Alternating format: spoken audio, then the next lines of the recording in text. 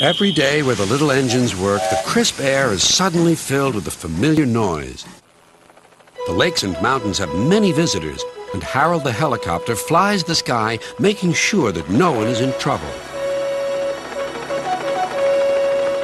All present and correct. Time to return to base.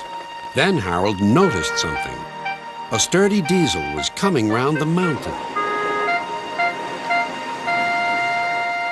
Harold flew lower for a closer inspection. I'm Harold. Who are you? I'm Rusty, replied the diesel. Don't recall seeing you before. What brings you this way? Sir Topham Hatt sent me to help the other engines, huffed Rusty. This was no time for a chat with a helicopter. Well done. Cheers, and keep up the good work. Cheeky chopper, muttered Rusty. Not long now, encouraged the driver. We'll soon be at the top station. Peter, Sam, and Sir Handel were glad to see Rusty. Even so, Sir Handel wouldn't stop grumbling. The cars didn't like Sir Handel and wanted to play tricks on him.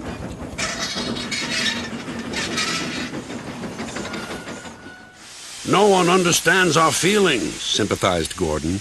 Now, if you were ill, you couldn't shunt cars, could you? Good idea, replied Sir Handel. I'll try it. He did so next morning. I don't feel well, he groaned. There wasn't time to examine him, so some of his cars were coupled behind Peter Sam's coaches. Rusty promised to follow with the rest. Peter Sam didn't mind the extra work. He left his coaches at the station and trundled cheerfully on. Soon they reached the quarry where the cars were needed. Empty cars at the bottom of the slope are hitched to a cable. Loaded ones at the top are hitched to another.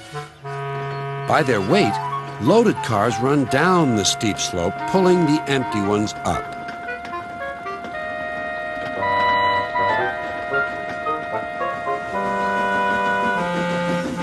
Peter Sam duly waited at the bottom of the slope for the loaded cars. He never bumped cars unless they misbehaved. But the loaded cars couldn't see him properly. They thought he was Sir Handel. Their chance for trickery had come. Faster! Faster! They yelled. No, no, wailed the empty cars. It's Peter Sam! But it was no use. Hurrah! Hurrah! Roared the cars. Peter Sam shut his eyes.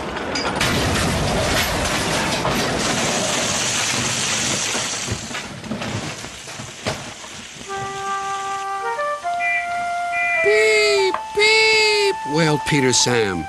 Rusty was working nearby and came to help clear up the mess. Bust my buffers, exclaimed Rusty. Never mind, Peter Sam. We'll get you out. Peter Sam felt battered. His funnel was cracked and his boiler dented. Thank you, Rusty, he sighed and limped slowly home. I'm sorry about your accident, said Sir Handel. I always stand well back. Cars don't like me. Why didn't you warn me? I didn't think. You never do. You can start thinking now while you're doing Peter Sam's work as well as your own. That'll teach you to pretend you're ill. Sir Handel did start thinking about Gordon. When the wreckage was cleared away, Rusty set off along the line.